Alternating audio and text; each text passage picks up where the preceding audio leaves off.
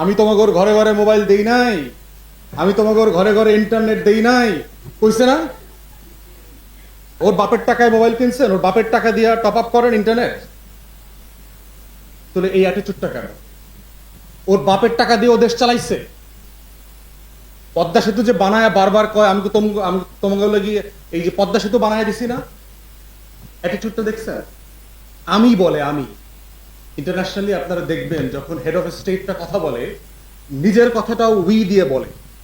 This is a respect to the nation. কারণ কোন head of state ওর বাপের জমিদারি বেচা ডেভেলপমেন্ট করে না, ট্যাক্স পেয়ারদের টাকায় করে, মানুষের টাকায় করে, জনগণের টাকায় করে। সে হইল সমবায় সমিতির প্রধান। তাহলে অ্যাটিটিউডটা কি জমিদারি অ্যাটিটিউড? আমি দিছি। আলো যেন ভালোবেসে আলো জেলেছিল, সূর্যের আলো তাই নিভে গিয়েছিল। তা আপনারা হচ্ছেন সেই আন্দোলনের এক একজন নীল ধ্রুবতারা, আপনাদেরকে স্যালুট।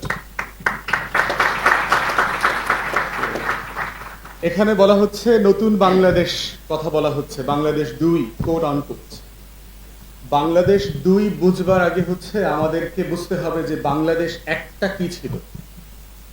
ওই বাংলাদেশ 1 যদি আমাদের কাছে পরিষ্কার থাকে তখন বুঝতে পারবো যে ইঞ্জিনে কোথায় সমস্যা হয়েছে, বাসটা 53 বছরে বারবার কেন খাদে পড়ছে, এই বাসের কি চাকায় সমস্যা, হুইলের সমস্যা, গ্লাসের সমস্যা, এটা সংকটটা কোথায়? তো বাংলাদেশ 1 বোঝার সাথে হচ্ছে ইতিহাসের একটা লম্বা পরিক্রমা আছে। আমাদের সুবা বাংলার ইতিহাস, আমাদের শত শত বছরের এই বাংলার যে লড়াই সংগ্রাম আন্দোলন, আজাদির যে লড়াই ছিল, ব্রিটিশ বিরোধী আন্দোলনে এই বাংলার মানুষ যে ঐতিহাসিক রোল প্লে করেছে। ব্রিটিশদের বিরুদ্ধে সর্বপ্রথম আপনার যারা 1857 সালে সিপাহী বিদ্রোহ করেছে অথবা সিপাহীদেরকে অর্গানাইজড করে একটা আন্দোলনকে সংগঠিত করেছিল, তারা কিন্তু এই হাবিলদার রজব আলী ছিল আপনার চিটাগংয়ে। এই হাবিলদার রজব আলীর নেতৃত্বে প্রথম আজাদির কালেকটিভ যে লড়াই ছিল ব্রিটিশদের বিরুদ্ধে সেটা হয়েছে। গোখলের সেই বিখ্যাত উক্তি ছিল যে বাংলা সম্পর্কে যে what Bengal things today India things tomorrow. চিন্তায়, কালচারে, সংস্কৃতিতে, আন্দোলনে, লড়াইতে, আজাদির আন্দোলন থেকে শুরু করে প্রত্যেকটা জায়গায় বাংলা ছিল অসাধারণ জায়গা। তো সেইখান থেকে আমাদের যে মুক্তির লড়াই, পার্টিকুলারলি গত শতাব্দীতে ঢাকা বিশ্ববিদ্যালয় প্রতিষ্ঠার লড়াই, মুসলিম লীগের প্রতিষ্ঠা, পাকিস্তান আন্দোলন, জমিদারি প্রথা বাতিল, এটার তরফ থেকে ধারাবাহিকতা 71-এর যে মুক্তির লড়াইটা ছিল। এবং দেখেন যে 71-এ আমরা কেন একটা দেশ থেকে আলাদা হলাম। 17 এপ্রিল যে ঘোষণাপত্র পাঠ করা হয়েছিল মুজিবনগর সরকারের পক্ষ থেকে, প্রবাসী সরকারের পক্ষ থেকে, সেখানে ঘোষণাপত্রটা যদি আপনারা পড়ে থাকেন দেখবেন যে এখানে 3টা সেগমেন্ট আছে। প্রথম অংশে আছে হচ্ছে অজুহাতনামা, যে আমি কেন আমার বানানো একটা রাষ্ট্রকে তালাক দিয়ে ছেড়ে চলে আসতেছি, ওয়ারাস দিয়ে, যেহেতু এই রাষ্ট্র আমার প্রতি নিগৃহণ করেছে, যেহেতু এই রাষ্ট্র তার কৃত ওয়াদা ধরে রাখে নাই, যেহেতু এই রাষ্ট্র বৈষম্য করেছে, এরকম ওয়ারাস দিয়ে অনেকগুলো অজুহাতনামা বলে দেওয়া আছে। এবং কোন রাষ্ট্রকে বলছে? যেই পাকিস্তান রাষ্ট্রটা বানিয়েছে হচ্ছে বাঙালি মুসলমান এবং বাঙালি নিম্নবর্ণের হিন্দুরা মিলে। জমিদার বিরোধী প্রজাদের লড়াইটা ছিল তারা বলছে যে আমি আমার বানানো রাষ্ট্রটা ছেড়ে দিব, ত্যায্য করে দিচ্ছি, এক্সকমিউনিকেট করে দেওয়া। এবং এইটার পরে হচ্ছে একটা আকাঙ্ক্ষা পত্র আছে, সেকেন্ড সেগমেন্ট যেটা, সে আকাঙ্ক্ষা পত্রে বলে দেওয়া আছে যে আমার স্বপ্নের রাষ্ট্রটা কেমন হবে, what shall be the utopian state that I dreamed of. ওখানে পরিষ্কার বলে দেওয়া আছে যে আমার এই রাষ্ট্রটা হবে ফ্রি, ইন্ডিপেন্ডেন্ট, ডেমোক্রেটিক। এই রাষ্ট্রটা গভর্নড হবে সাম্যের ভিত্তিতে, মানবিক মর্যাদা, সামাজিক সুবিচারের ভিত্তিতে। এই রাষ্ট্রটা প্লুরাল হবে, এই রাষ্ট্রটা সবাইকে অ্যাকোমোডেট করবে, এই রাষ্ট্রতে বৈষম্য থাকবে না। এই আকাঙ্ক্ষাগুলো সেখানে পরতে পরতে বলা ছিল। 3rd চ্যাপ্টারে হচ্ছে প্রসিডিওর, প্রবাসী সরকারটা কিভাবে চলবে, এটা আজকের আলোচনার জন্য রেলেভেন্ট না। তাহলে এখন প্রশ্ন হচ্ছে যে আমার সে আকাঙ্ক্ষার প্রথম বাংলাদেশটা কোথায়? 53 বছর পরে এসে কেন টিসিবি ট্রাকের পিছনে লক্ষ লক্ষ মানুষ লাইন ধরে চাল ডাল কেনে, গ্রীষ্মের দুপুরে, বর্ষায়, শীতে 4 ঘন্টা 6 ঘন্টা ধরে দাঁড়ায় থাকে? সেই সাম্যের বাংলাদেশটা আমার কোথায়? সেই বাংলাদেশে মানবিক মর্যাদা কোথায়? সেই বাংলাদেশের ইনসাফের বাংলাদেশটা কোথায়? আমার যে স্বপ্নের 53 বছর আগের বাংলাদেশটা ছিল, সেই বাংলাদেশটা কোথায়? আমি এখনো তাহারে খুঁজিয়া ফিরি পথ থেকে পথে।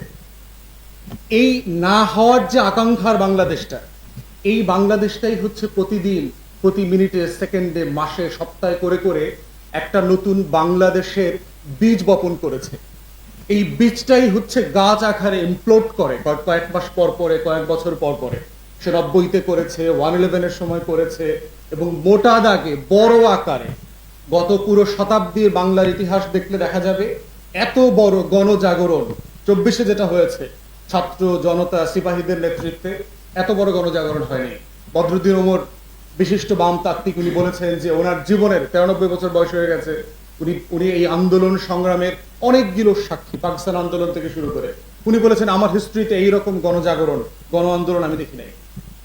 তাহলে এই যে অপ্রাপ্তির বীজগুলো, এই যে অপ্রাপ্তির যে স্নোবলগুলো মোটা হতে হতে একটা হিমালয়ে পরিণত হয় এবং পড়ার পরে হচ্ছে ইমপ্লোড করে একটা বিভিন্ন নামে, বিভিন্ন ব্যানারে, বিভিন্ন সময়ে, বিভিন্ন প্রজন্মের নেতৃত্বে।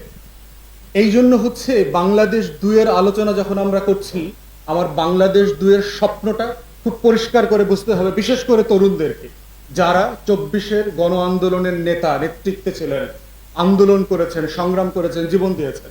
আপনাদেরকে বুঝতে হবে যে আমার প্রথম বাংলাদেশটা কেমন ছিল, কোথায় কোথায় ফেল করেছে, গাড়ির কোন কোন স্ক্রু ড্রাইভার ফেল করেছে। ওটা বুঝবাটাই হচ্ছে ডায়াগনোসিসের মতো। Diagnosis is the half of the treatment. যে আপনি তখন দ্বিতীয় বাংলাদেশের রূপকল্প, চ্যালেঞ্জ, স্বপ্ন, প্রত্যাশা এগুলো নিয়ে কথা বলতে পারবেন। তো সেই জায়গায় দেখেন, মোটা দাগে যদি বলি, আমার কাছে এটা একান্তই subjective assessment of the situation, যে আমার কাছে মনে হয়েছে আমাদের প্রথম বাংলাদেশে 2টা মোটা দাগে ফেইলিয়ার আছে।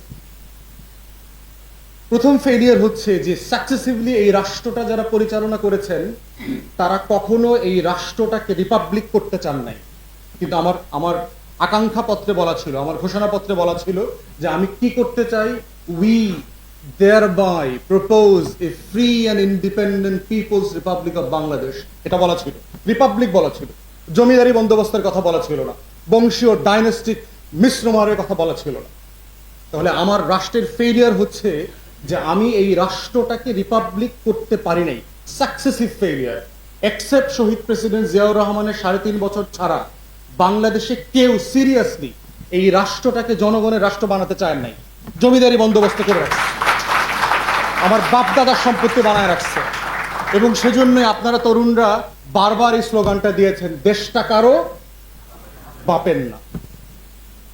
এটাই হচ্ছে আপনাদের অ্যাসপিরেশন। ওই যে 71-এর আকাঙ্ক্ষা আপনারা না জেনেই স্লোগান দিয়েছেন, কারণ আকাঙ্ক্ষার জন্ম হয় এখানে ইতিহাসের বইয়ে না। আকাঙ্ক্ষার জন্ম হওয়ার পরে ঐতিহাসিকরা সেটা লেখেন, বইতে ছাপান। অতএব ওই মুক্তির আকাঙ্ক্ষা নিয়ে যারা লড়াই করতে গিয়েছিল, আমার কৃষক, আমার শ্রমিক, আমার টং দোকানদাররা, সেই মুক্তির আকাঙ্ক্ষাটা আপনাদের প্রজন্মে আপনাদের ভাষায় করে আইটিতে, ফেসবুকে, ইউটিউবে, মোবাইল ফোনে, আইফোনের মাধ্যমে চলে আসছে। একই আকাঙ্ক্ষা, বেঁচে থাকার আকাঙ্ক্ষা, একটা বেটার ড্রিম দেখার আকাঙ্ক্ষা, একটা সিকিউর বাংলাদেশের আকাঙ্ক্ষা। তো সেইখানে আমাদের ফেইলিয়ার হচ্ছে বাংলাদেশের, যে এই রাষ্ট্রটাকে আমরা রাষ্ট্র বানাইতে চাই নাই, আমরা জমিদারি বানাইছি। এবং দেখেন এক্সাম্পল তো, এই জমিদারির এক্সাম্পল, আমি তোমাগর ঘরে ঘরে মোবাইল দেই নাই, আমি তোমাগর ঘরে ঘরে ইন্টারনেট দেই নাই, কইছে না? ওর বাপের টাকায় মোবাইল কিনছেন, ওর বাপের টাকা দিয়ে টপ আপ করেন ইন্টারনেট।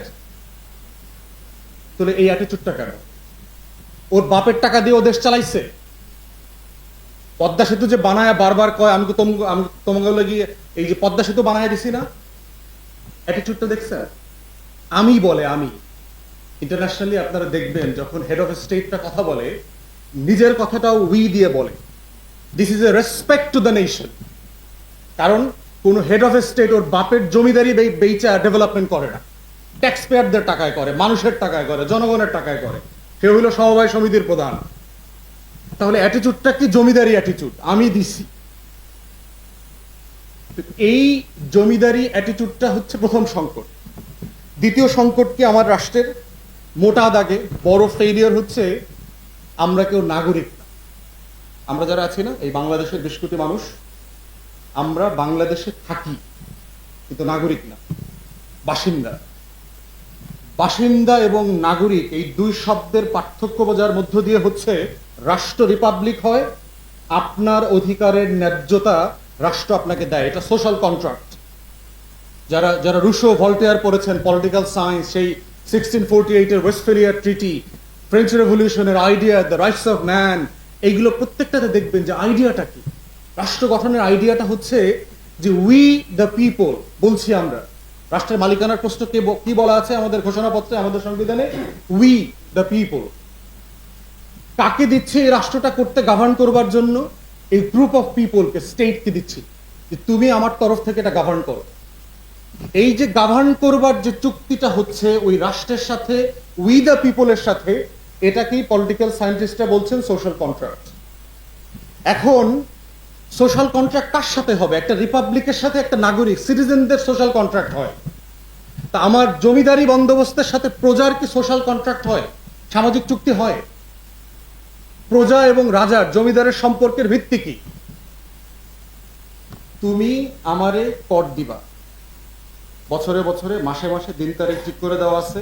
আমার লাঠিয়াল যাবে, আমার রাজস্ব কর্মকর্তা যাবে, আমার মোহরি যাবে, সিল সপ্পট দিয়া তুমি রাজার ভান্ডারে কর দিয়ে দিবা। বিনিময়ে আমি কি দিব? অন্য রাজা আইসা যেন তোমার জমি দখল না করে। এতটুকুই রাজা প্রজার সম্পর্ক, এতটুকুই। বাংলাদেশ রাষ্ট্রের সাথে সম্পর্কটা দেখেন তো আপনাদের সাথে। এই রাষ্ট্র কি আপনাকে সার্ভিস দেয়? কিন্তু টাকা তো নেয়। এই রাষ্ট্রে আপনারা যারা বাসে উঠেন, আমরা 93-94 থেকে ধরেন যারা ঢাকাতে বাসে উঠছি, এখনো উঠি মাঝে মধ্যে, এই বাসে কেমনে ওঠা লাগে? দৌড়ায় দৌড়ায় ওঠা লাগে, মাঝখান দিয়ে ওঠা লাগে, দৌড়ায় দৌড়ায় নামা লাগে, এবং রাস্তার মাঝখানে নামা লাগে। আর মেয়ে মানুষ হইলে তো কথাই নাই, বাইসিট খালি নাই। সকালবেলা মানে মেয়েদের যে কি কষ্ট দেখলাম বাসে ওঠার জন্য। কর্মজীবী মহিলারা যারা অল্প টাকা ইনকাম করেন, একটা বাসে উঠতে হয়। এই রাষ্ট্রকে একটা বাস সার্ভিস করতে পারে না? সে কেন করে না? এই রাষ্ট্র কিন্তু করতে পারে বাস সার্ভিস। ঢাকা চাকা নামে বাস দেখছেন না আপনারা? এসি বাস না? কাউন্টার থেকে উঠা লাগে না, টিকিট কাইটা উঠতে হয় না, যেখানে সেখানে নামা যায়। তাহলে এই রাষ্ট্র তো ঢাকা চাকা করছে, করে নাই? ক্যান্টনমেন্টে গেলে কি এই রাষ্ট্রের ট্রাফিক লাইট সবুজ, লাল, হলুদ হয় না? সিএনজি ড্রাইভাররা থামে না? থামে। তাহলে এই রাষ্ট্র সাজাদপুরের রাস্তায় এই ট্রাফিক লাইটটা করে না কেন? কারণ ও আপনাকে মানুষ মনে করে না, ও আপনাকে প্রজা মনে করে, ও নাগরিক মনে করেন আপনাকে। আপনিও নাগরিক মনে করেন না, আপনি কোনোদিন থামান নাই ওকে। এই জন্য আপনারা যারা বাসে ওঠেন, কন্ডাক্টরের সাথে 5 টাকা নিয়ে ঝগড়া করেন, কিন্তু কোনোদিন সবাই মিলে বিআরটিসি ভবন ঘেরাও করতে যান নাই। গেছেন কেউ? যে 5 টাকা বাস ভাড়া বাড়লো কেন? কন্ডাক্টরের দোষ? ও তো আমার আপনার মতোই চাকরি করে, ওখানে ছোট একটা ম্যানুয়াল ওয়ার্ক করে। তাহলে এই রাষ্ট্র কেন আপনাকে একটা বাস সার্ভিস দিতে পারছে না? ঈদ আসতেছে, ঢাকা শহর খালি হয়ে যাবে না? কিছু কমন গল্প আছে এই রাষ্ট্রে, দেখবেন। ট্রেনের শিডিউল বিপর্যয় শুনবেন না কদিন পর পরে? 10টা ট্রেন 2টার সময় আসছে, ধারণা করা হচ্ছে রাত 9টায় ছাড়বে। সেহরি খেয়ে 70 পরিবার বিছানায় দিয়ে শুয়ে থাকলেন ট্রেনের অপেক্ষায়। করছেন না এই ধরনের নিউজ? এটা কেন এই রাষ্ট্র করতে পারে? কারণ এই রাষ্ট্র রিপাবলিক না, আপনাকে সে প্রজা মনে করে, কুকুর বিড়াল মনে করে। সো হোয়াট, শুয়ে থাকলে থাকো, গেলে যাও, না গেলে নাই। বহু লোক আছে, তুমি না গেলে আরো প্যাসেঞ্জার আছে, বলে না? আরে ভাই যাইবেন না, নামেন। বাস থেকে নামাই দেয় না ঝগড়া করলে, এই মেয়ে নামেন। এই রাষ্ট্র কিন্তু আপনাকে পুরো নামানির উপরে আছে। কিন্তু এই অ্যাটিটিউডটাই হলো জমিদারি অ্যাটিটিউড। তুই কর দিবি না, তুই এখানে থাকতে পারবি না। আপাদমস্তক উচ্ছেদ করে দেয় না? এই যত সুদখোর এনজিওওয়ালারা আছে দেখবেন, গরু নিয়ে যায়, উঠান বেচা দিয়ে আসে, জমি বেচা দিয়ে আসে। কিসের ভিত্তিতে দেয়? কারণ ও নিজের রাষ্ট্রের মালিক মনে করে, ওদেরকে প্রজা মনে করে। যে ওদের 20টা টাকা, 10,000 টাকা ভিক্ষা দিছি, টাকা দিতে পারে না, যে গরুটা লয়ে যায়। ওর থালা বাড়ি সব অকশনে দেয়া দেয়, টেন্ডার করে দেয়।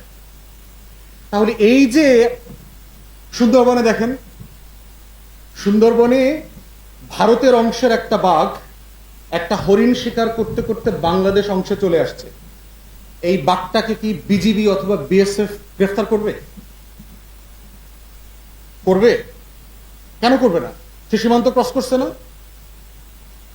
ও তো আমাদের দেশের না। তো ওই বাঘটা কি আমাদের দেশের ছিল, আমাদের অংশ ছিল? তাহলে ওর কত বড় দুঃসাহস, আমার দেশে আইসা আমার দেশের হরিণ শিকার করে খায় ফেলতেছে। এটা ক্রিমিনাল অফেন্স না? এটা ফৌজদারি অপরাধ হওয়ার কথা না?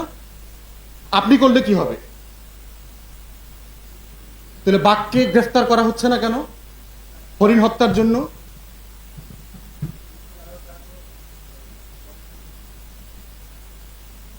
ওই দেশের কি, ওর স্ট্যাটাস কি? বাংলাদেশ সাপেক্ষে ওর স্ট্যাটাস কি? নাগরিক? এলিয়েন? শীতের পাখি দেখছেন না আপনারা? প্রতি বছর সাইবেরিয়া থেকে জাহাঙ্গীরনগর বিশ্ববিদ্যালয়ে হাজার হাজার পাখি উড়ে আসে না? লাখ লাখ সেই সাইবেরিয়ান অঞ্চল থেকে আসতেছে। ও যখন বাংলাদেশের সীমানা ক্রস করে তখন আমাদের এয়ারফোর্স শুট করে কিনা? কেন করে না? আকাশ সীমা লঙ্ঘন করছে না? সার্বভৌমত্ব, দেশের সার্বভৌমত্ব লঙ্ঘিত হয়েছে না? তাহলে কেন শুট করে না তাকে? থ্রেট, অবশ্যই থ্রেট। আপনি জাহাঙ্গীরনগর বিশ্ববিদ্যালয়ের চারপাশের কৃষকদেরকে গিয়ে জিজ্ঞেস করেন থ্রেট কিনা। ফসল খায়া এই পাখিরা নাস্তানাবুদ করে দিচ্ছে, অবশ্যই থ্রেট। লক্ষ লক্ষ কোটি কোটি টাকার ক্ষতি হচ্ছে এরা থাকার কারণে। ন্যাশনাল সিকিউরিটি থ্রেট আছে। আমাদের ওই ভাঙাচোরা বিমানগুলোর সাথে ধাক্কা লাগলে বিমানটা ভেঙে যেত, অবশ্যই ন্যাশনাল থ্রেট আছে।